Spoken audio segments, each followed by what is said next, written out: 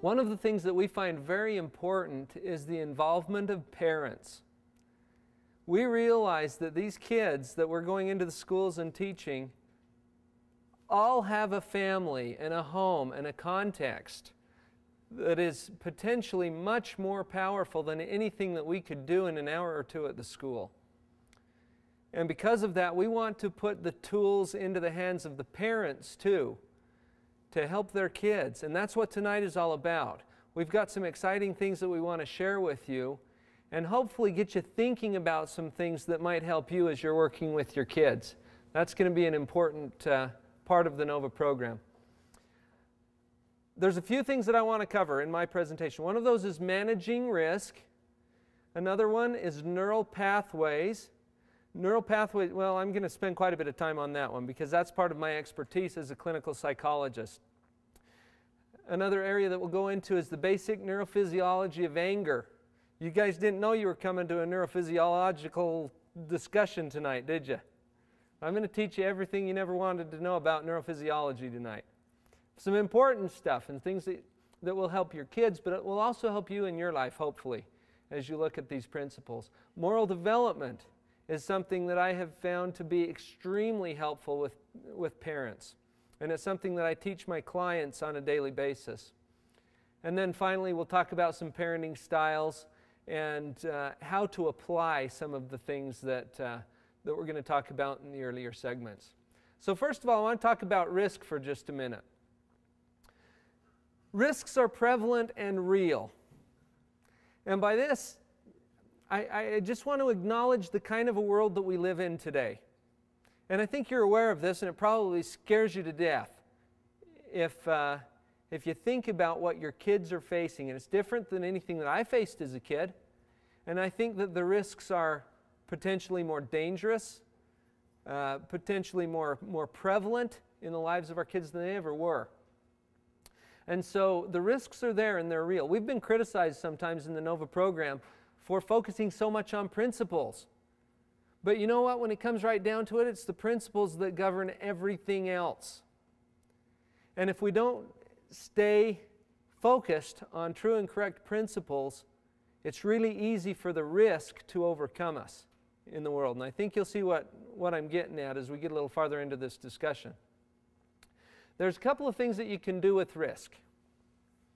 And ignoring risk is one thing that you can do with risk. Another thing is avoiding risk.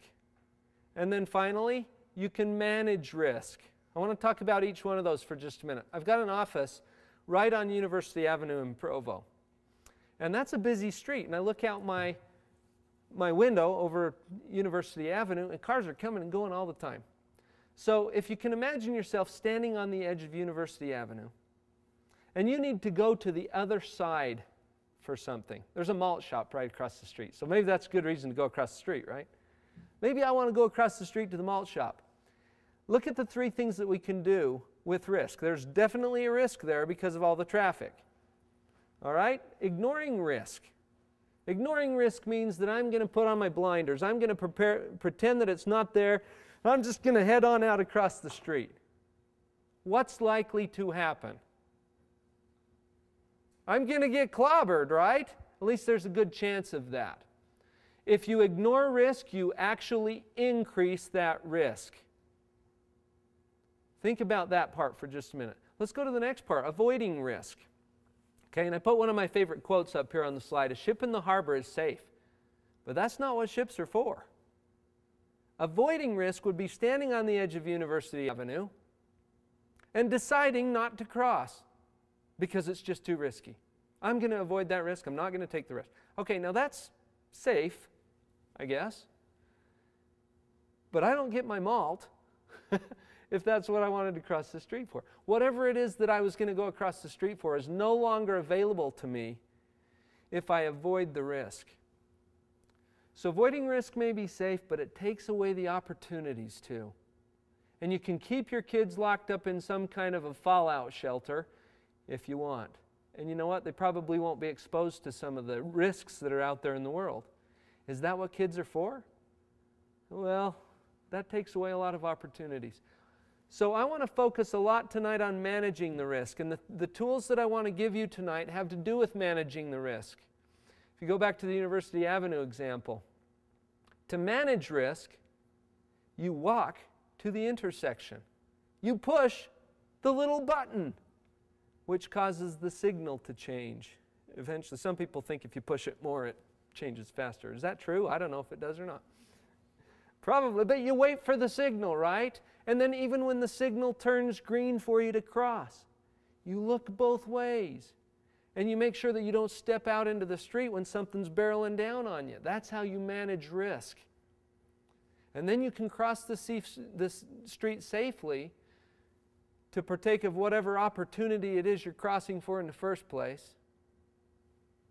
And by managing the risk to near zero, you have the least possible chance of getting clobbered. That, in my opinion, is the most healthy way to manage risk. And that's what we're trying to help these kids learn how to do.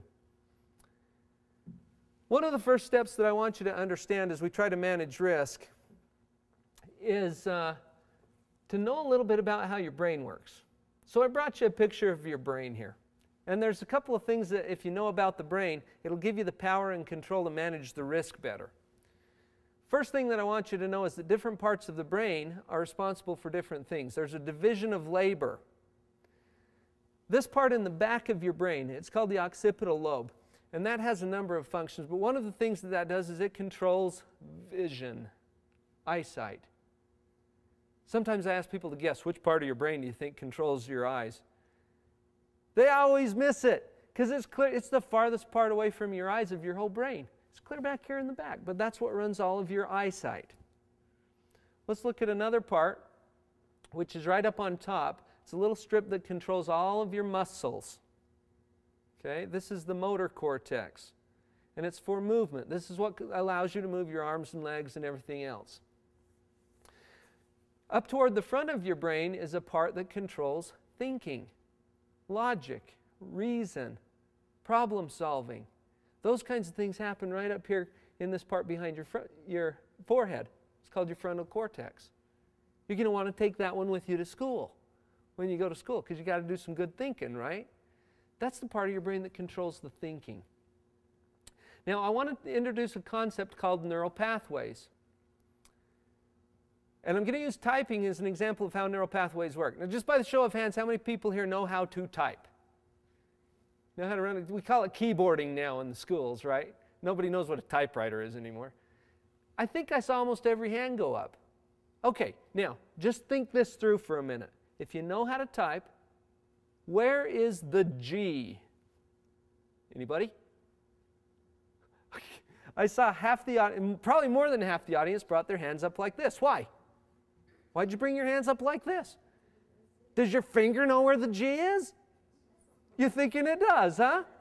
Guess what? There's no brain material in your finger. So why do you bring your finger? Well, this is an example of neural pathways.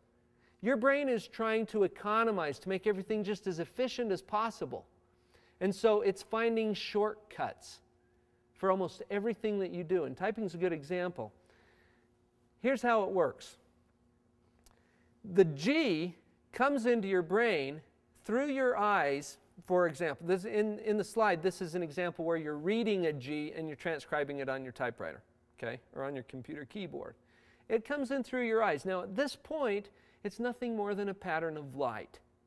That's all it is. And we know that because if you turn all the lights off, you don't even see it. It's just a little pattern of light. Well, when it hits your eye, there's a neat little organ in the back of your eye called the retina. Anybody know what the retina does? Well, it takes the light and translates it into a nervous impulse, a little signal that can then go through your optic nerve, and it travels back to the back of your head where you process all of your visual information. We already talked about that part, right? When it gets there, there's other parts of your brain that are doing monitoring all the time, kind of figuring out, okay, what's this guy doing? You know, what's going on? And so that little monitoring part of your brain says, hey, we're typing. Okay, we've done this a kabillion times. Let's not bother the thinker. Let's take a shortcut. And so the shortcut sends that signal right up to the part of your brain that runs, guess what? Your index finger. So it's as if your index finger knows exactly where that G is. In fact, if you stop and think about where's the G while you're typing, what happens? It slows you down, doesn't it? You lose your rhythm. Think about that for a minute. It's amazing what the brain does. What would happen, though, if I scrambled your keyboard? Let's say I sneak into your house. I rewire the whole thing, okay? So now the G is up here, and the A is down there, and the Y is up here. Everything's in a different place.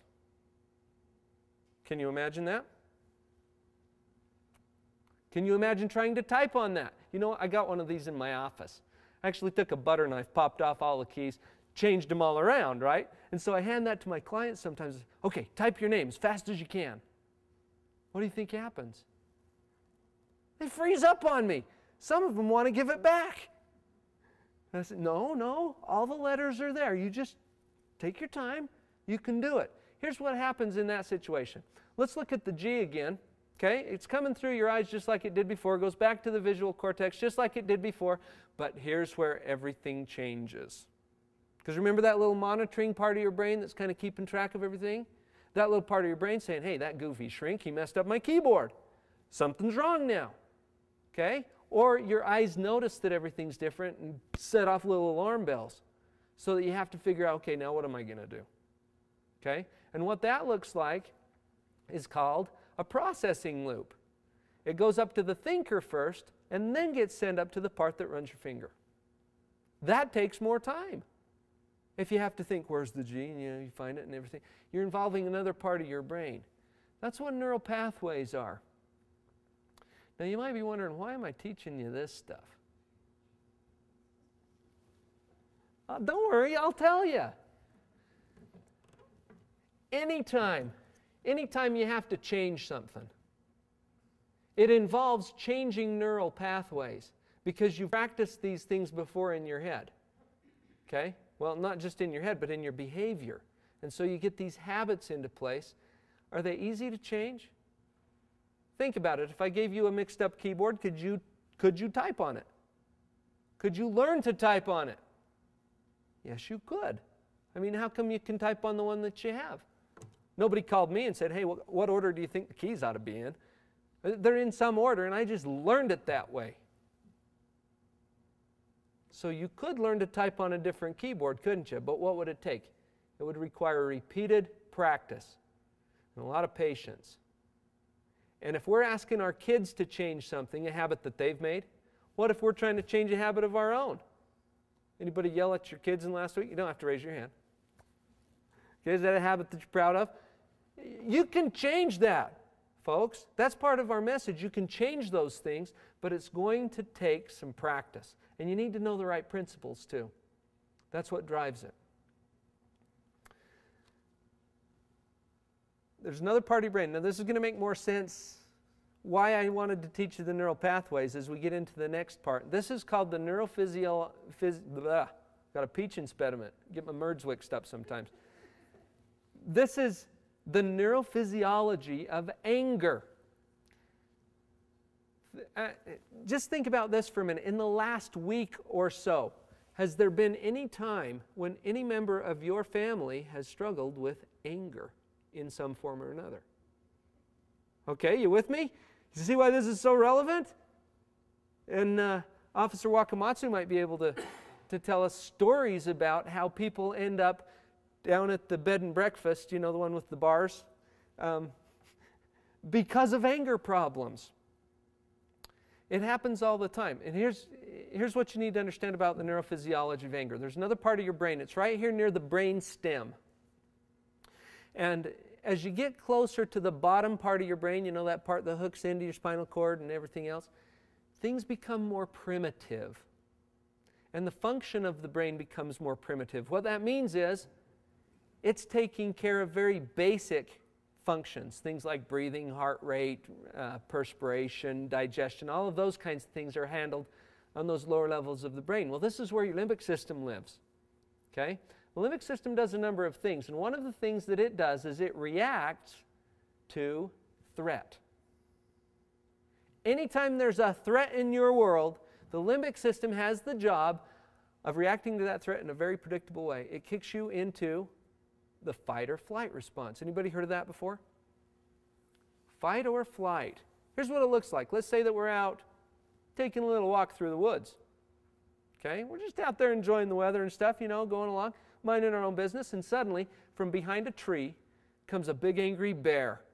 Wants to rip your face off. Arrgh, coming after you. Okay? You're feeling scared just listening to it, aren't you? What happens? What happens inside your body? Your heart rate increases. What else?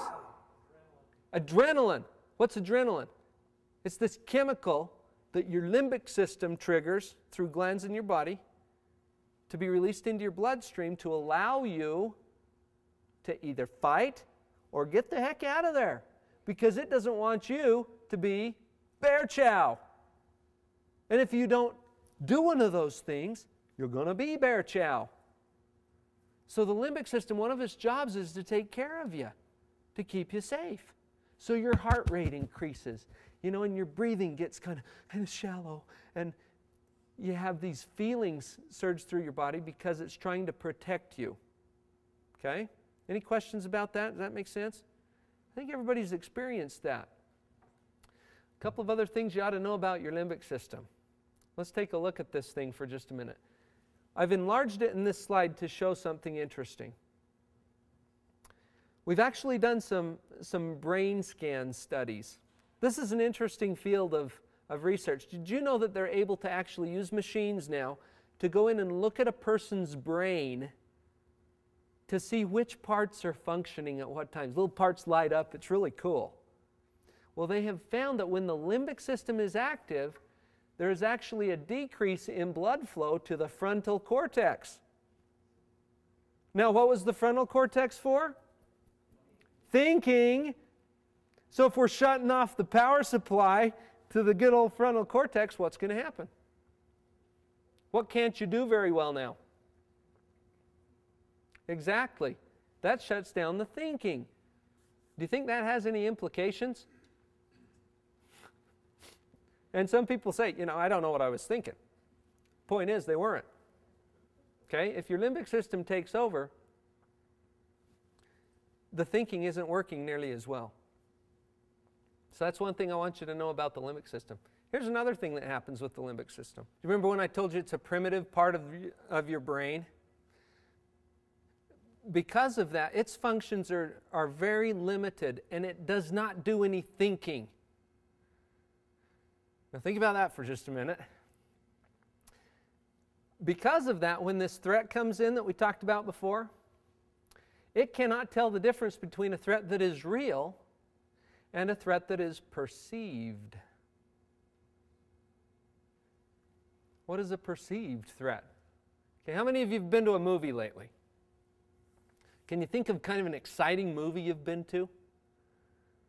What happens when you're sitting in the theater in an exciting movie and things are getting kind of tense? Do you find yourself reacting sometimes? I do. My wife's always throwing an elbow at me because I'm dodging stuff, you know, coming out of the screen. Why do you get all worked up in a movie? It's just light on a screen, you guys. Isn't it? Well, why do you get all worked up? It's because your limbic system doesn't know the difference. And I try to teach kids this same principle about teasing. There's a part of your brain that doesn't know the difference. Okay? And when the threat's there, the limbic system's job is not to figure out what's real and what's fake. So anytime it thinks that there's a threat there, it's going to kick you into that fight or flight response. It doesn't know the difference. I put the question mark there just to show you it's kind of clueless. I tell some of the kids I work with, it's like Patrick on SpongeBob. Some of you kids know what I'm talking about, right? He doesn't do any of his own thinking. He's just kind of this brainless starfish. So you can go to your limbic system and say, hey, there's a threat here. And it doesn't do any thinking, so its response is, oh, there is? Okay. And it just goes into action, right? Okay, now the good news here is you can trick your limbic system either way. If you can fool it into reacting, you can also fool it into calming down. That's like going up to it and say, hey, there's no problem here. And its response is, oh, there's not? Okay. And it'll calm down, allowing the thinker to get going again. And we'll come back to that here in just a few minutes.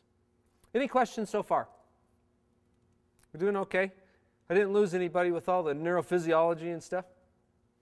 It's kind of interesting, though, to find out how your brain's working and how it's processing information. That's going to give you a little more control over things. Let's go on to the next part. This is something called the Moral Development Model. And this is a model that was developed through Youth Reclamation Incorporated. Anybody heard of YRI before? It's a specialized treatment program for helping kids to internalize principles that will help them gain control in their life. And this model was developed through YRI. What I want to do is talk to you for just a few minutes about control and maturity and how those two things come together. First of all, if we look at control, we're going to put control over here on the left-hand side of our graph. Control meaning control over your own life. Okay? That's what it means. Control goes from, well, and down here on the bottom, we're going to put maturity. Now, control goes from 0 to 100%. So down at the bottom, you'll see the 0. Up at the top is the 100%. So you can have all of the control or none of the control or somewhere in between. And usually, it's somewhere in between. Now, on maturity, let's look at that in terms of age for starters. From birth to adulthood. Now, think about this for just a minute. How much control do you have over your own life at birth? Anybody know? Not much, huh? Just a little smidgen? You don't have much at all. In fact, you can make a big noise and a big stink, and that's about it. You got to have somebody else taking care of everything else for you. What about as an adult? How much do you have? Now, I see all of the adults in the audience kind of, oh, well, there's some exclusions, fine print, you know. When I ask teenagers this question, I get a very consistent answer. Oh, all of it, man. You got 100% when you're an adult, because they're all about control, right? Am I right about that? So let's just say for purposes of our discussion here, you have 100% as an adult. So you get this line that starts at 0 at birth and increases as you increase in maturity to where you have more control and more control all the time, hopefully somehow arriving at all the control at some point. This part underneath the line is the part that you get for yourself. That's the part that you take. The part over the line is the part that others take. And there always has to be 100% control. The only question is, who's going to take it? This is an important time to mention that there is a lineup for the control. Who gets first dibs on the control? Any guesses? Yourself. You always get first dibs on it. Okay? That means you're first in line. Take the control. Who's second in line? Go back to kids for a minute. In a child's life, who's second in line for the control? The parents. I'm hearing a couple of you parents jumping in on that one. Yes. So first is self, second is parents. Who's third? This one puzzles people sometimes. Friends? The environment? If you think about it a little bit, friends never really take control in your life. Who will, though? The state. Okay? The state in the form of law enforcement agencies, for example. The Division of Child and Family Services is another example. These are state agencies who can and will step in and take control if the child is out of control and the parents can't get them into control. The state's third in line. And guess what? If you're an adult, we just take parents out of the picture. If you're out of control, Officer Friendly shows up at your door, right? That'll make a little more sense as we talk a little bit about a different kind of maturity. What I want to do, instead of age, you'll notice we wiped out the age from this particular example. We're going to draw a couple of lines right up the middle here to divide it into 3 chunks. And I thought long and hard about what to name these chunks. And I came up with stage 1, stage 2, and stage 3. That's pretty good, huh? Now, stage 1 is the least mature of all of these stages. Let's take a look at what stage 1 looks like. In stage 1, you are selfish. You're fighting. In stage 1, you are demanding things for yourself. It's all about me. Give me what I want right now, and I don't care who I have to run over to get it. Fighting, yelling, screaming, unwilling to cooperate, unwilling to communicate rationally, a need for immediate gratification. You can't put it off. You want what you want and you want it now. Does this sound familiar to anybody? I don't care what age you are. All right? This is a stage of development. It can apply to anyone of any age. And if you think about it, it makes sense developmentally too. Think about a little 2-month-old baby. Okay? 2 o'clock in the morning. Mom, bring me something to eat. Okay, now they don't speak English, right? But isn't that what they're saying? That's pretty selfish and demanding. But for a 2-month-old baby, that's appropriate. That's what we expect. It's a different story if your 17-year-old's doing that. Okay? That's stage 1. And at stage 1, you don't have very much control in your life. Others are taking the bulk of the control. You can see that from the graph. Let's move to stage 2 for a minute, see what that looks like. At stage 2, you stop fighting and start cooperating. At stage 2, you start to realize, hey, wait a minute, there are other people in this world. And I need to be doing something that's going to be, helping me to get along with all of those other people. And so you don't want any trouble at stage 2. You basically want things to go okay. And so you're going to go along with the flow, and you're not going to cause too many waves. And you're going to cooperate. You're going to communicate with other people. That's more what stage 2 is all about. At stage 2, you can finally work with someone to negotiate, to come up with a win-win solution. And so it's okay, if you win, I want to win too, but I realize that you're here in this picture too, and so I'm going to work with you. So there's more of an awareness of the context of being with other people. Let's look at stage 3 for just a minute. Stage 3, I've listed here a number of different important characteristics dedicated to moral principles, values, standards. Some of my personal favorites, empathy. Anybody want to take a stab at defining empathy? The way I like to define it with my clients is, when you have empathy, you understand and really care about how someone else feels. So at this stage, you're finally starting to connect with that empathy, service, caring about others. And I like that last one, doing the right things for the right reasons. Okay, at the other stages, you'll do the right things occasionally, but on stage 1, what's your reason for doing the right things? One of two things, okay? Either there's something in it for me, or I'm going to get clobbered for this. Okay? That's what you're thinking at stage 1. That's what it's all about. At stage 2, you're going to do it because things seem to go better when you do. At stage 3, you're doing the right things for the right reasons. So let me just share with you an example. And this is one that probably most of you can relate with. I have a son named Ryan. Okay, he's my oldest. And he's a great kid, but I like to pick on him when I give presentations, and so he won't mind too much. Let's say that I go up to Ryan, and I say to him, Ryan, in my kind, pleasant way that I always use as a parent, Ryan, would you please take out the garbage? Now, if Ryan was on stage 1, what would he tell me? I'd see some of you mouth, no, basically. Or it might get a lot more colorful than that. It might sound something like, God, Dad, what do you think I am, your slave?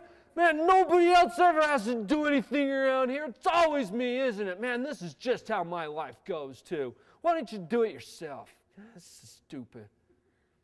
And I'm totally making that up, okay? That's stage 1. Stage 1. Let's go to stage 2. Same thing. Ryan, would you please take out the garbage? Stage 2, he's not going to fight with me too much. Okay? He's probably not going to be real excited about it either, but it might be something like, okay, fine. Or he might want to bargain with me. Well, if I do, can I go to the mall with my friends? Okay? Or if it's my other son, it would be more like, okay, fine, Dad, but can I finish this game first? I need to save. Have you heard that one? I never figured that one out. Save? You know, can't you just play it again? Anyway, let's go to stage 3. Same example. Ryan, would you please take out the garbage? What's a stage 3 answer? Sure, no problem, Dad. A true stage 3 would be this. Oh, Dad, I already took it out. I know that it goes out on Thursdays. Hey, but is there anything else I could do to help you out tonight? And then he revives Dad off the floor, right? Or he goes home to his own 5 kids. Stage 3 is not only possible, but when kids figure this out, it gives them tremendous power. Tremendous power. Look how much control you get on stage 3. I've told kids before, hey, do you want to know a secret? They're like, yeah. I can tell you the number one most effective way to manipulate your parents. By now the parents are like, hey, come on, Doc. And then I tell them, get them to trust you. Now don't fake it. Because I know parents, and parents can figure it out if you're faking it. And guess what? If you're faking it, they're going to think you're stage 1, not stage 3. But if you can really get them to trust you by not faking it, they'll give you anything you want. Is that true, parents? I see a lot of parents nodding. Kids, I want you to notice that, okay? This is power. Knowledge is power. And that's exciting. Any questions about the stages?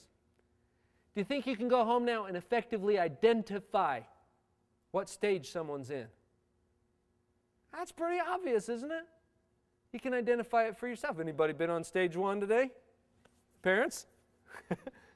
and if you find yourself yelling and screaming at your kids, probably you're getting stuck on stage 1 yourself. There's 2 things that I need parents to be able to do.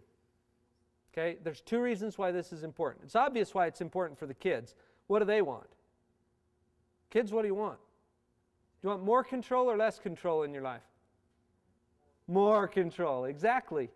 Yeah, and this is important because if you'll do this, you will have more control in your life, guaranteed. If it doesn't work, come back. I'll give you your money back. Okay? It's guaranteed, you guys. It's a principle. That means it's true and it works every time. You will have more control. Okay, that's why it's important for kids. Why is it important for parents? 2 reasons. Okay, number 1, parents, I need you to be on stage 3 as much of the time as possible. If you are not in control of your own life, how can we ask you to share control with your kids? You got to have your own stuff in a pile before you're able to do that. And tell you what, if you're yelling and screaming and doing all this stage 1 stuff, everybody's out of control. That brings chaos. And remember who's third in line. That's when the state steps in, if that gets out of control. Do you kind of hear what I'm saying there? So parents, do anything you need to do to get yourselves on stage 3 as much of the time as possible. I know nobody's perfect, okay? That's true, except Officer Wakamatsu is close. But everybody else, we're all working and trying to overcome our weaknesses. I know that. But if you're getting stuck on stage 1 stuff as a parent, you got to do something about that. Or you'll feel like you're out of control, won't you? Can you relate to this? How do you feel after you yell at your kids? That's not much fun because it means that you're out of control. So probably enough said about that. Get whatever help or consultation you need to figure out what you need to do on your own end. Then the second reason, once you're in control of your own life, if you've got kids living with you, you've got a responsibility to come in on the top side of that curve to take up however much control is appropriate depending on their stage. And this is where we work a lot with parents to help them understand, what do I do at each stage? Where do you think parents get the most frustrated? When their kids are at stage 3 or stage 1? Okay, no-brainer question, sorry. That's pretty clear, because it's a little frustrating to figure out what to do with stage 1. Okay, so let's take a look at that for just a minute. At stage 1, there's only one thing that works. It's called consequences. Why is that the only thing that works? Because a stage 1 mind thinks in those terms. Remember, a stage 1 person is going to do something either because there's something in it for me, or I'm going to get clobbered for this, so I'm better not. Okay? That's why consequences are so important on stage 1. Now, you'll notice that consequences bleed over to stage 2 as well. But there's a very important difference between consequences that happen on stage 1 versus those that happen on stage 2. And the key is cooperation. Do you remember, when does cooperation kick in? Which stage? 2. All right?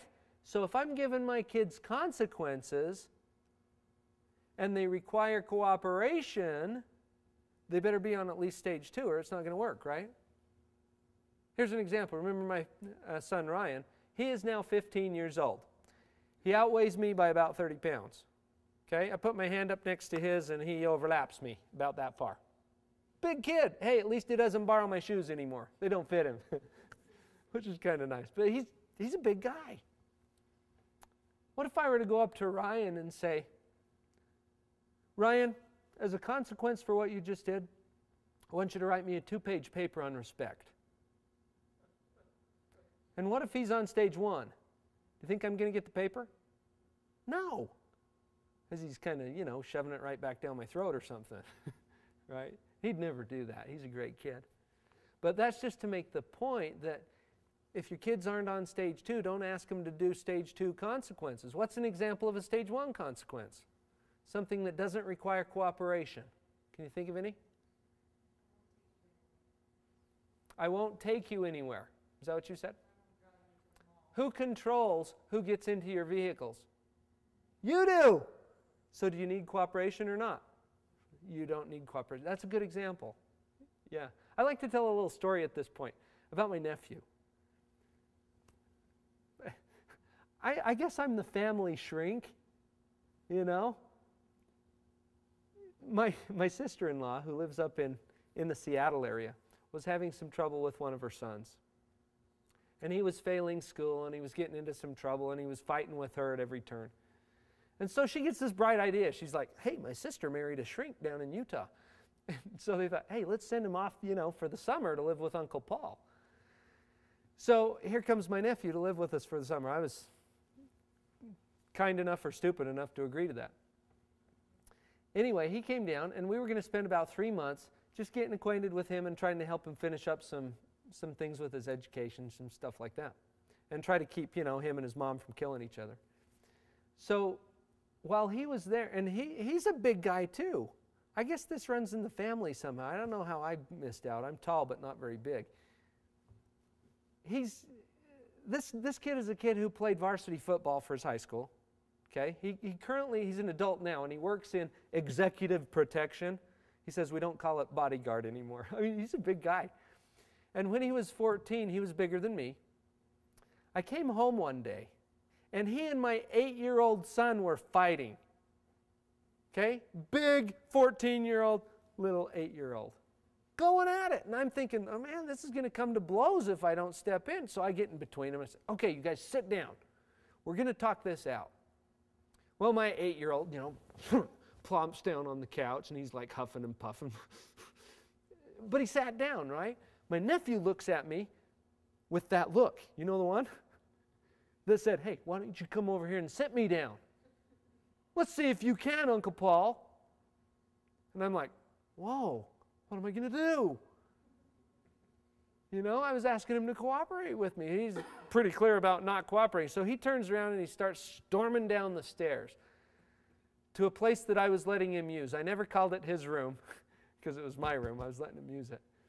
That's a whole other discussion. But As he's going down the stairs, I finally gather my wits around me and I just call down after him, "Hey, John, all I need to know is, will you cooperate with me?" Now, why would I ask him that? What do I need to know? As a parent, what do I need to know? What stage he's on. Yes, because if I know what stage he's on, I'll know what to do, right? So John, all I need to know is, will you cooperate with me? Well, he screams back up the stairs, "No, this is stupid, man." You know, and some words I'd never heard before. And he slams the door, and I call down after him in the same tone of voice, "Thank you. That's all I needed to know." Okay, now parents, should I go fight him? No, that would be stupid. I'd probably get hurt. All I needed to know is what stage is he on, and when he gave me that clear message that he was not going to cooperate with me, I knew what I needed to do. Consequences. What kind of consequences? The kind that don't require cooperation. Guess what? I don't even need to tell him what I'm going to do I? No, he's out of the loop. Okay, took himself out of the loop by not cooperating. You follow? So instead of chasing him down there or anything else, I just went up and I had a little powwow with his aunt, to whom I'm married. And we started coming up with all kinds of ideas about what we control. 100%. Okay, we control who enters our vehicles, who uses equipment in our house. We control the flow of electricity to certain rooms in our home. That's kind of a fun one. Just all kinds of different, I got all kinds of weird ideas because I've been a shrink for a long time. So we're coming up with all of these ideas, right? Well, while we're in there talking, guess what happened? A little knock at the door. Okay, a little timid, but we could hear it. Knock, knock, knock.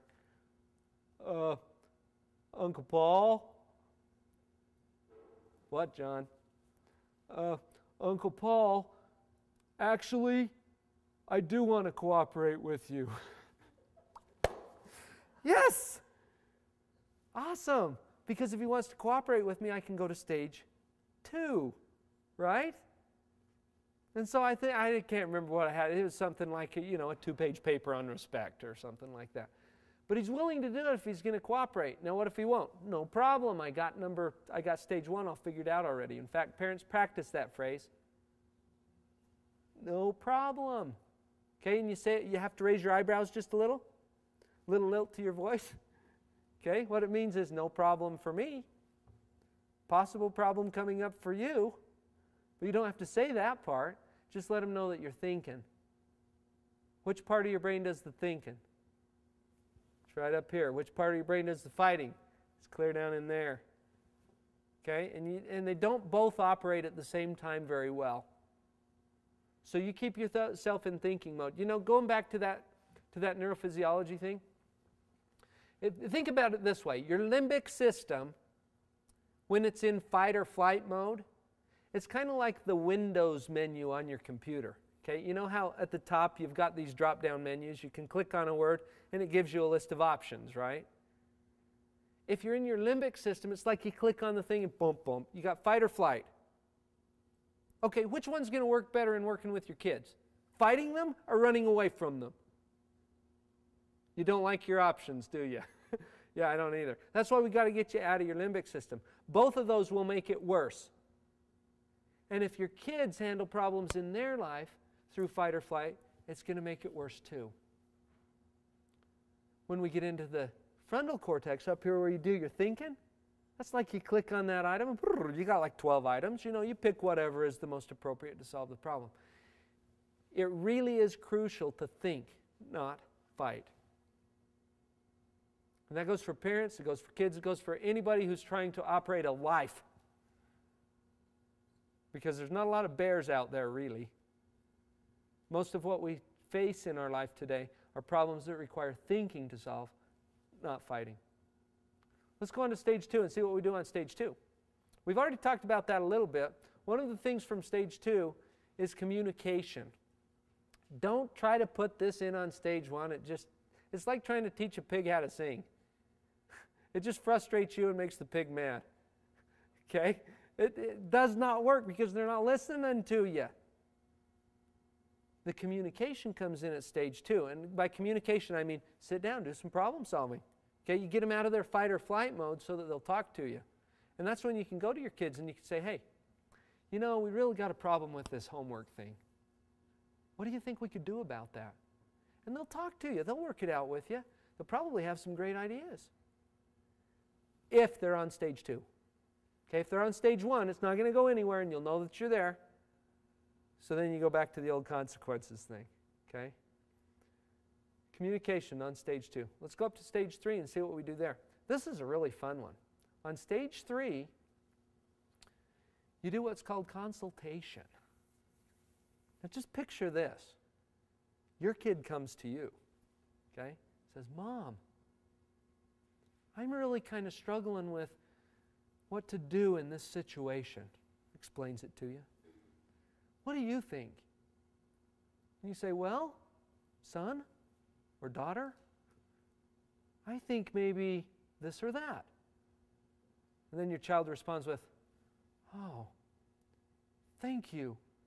That's so insightful. I'm going to try that. Then they go home to their own 5 kids, right? At stage 3, they're the ones that are doing the thinking. You don't have to discipline at stage 3. That's a self-disciplined stage.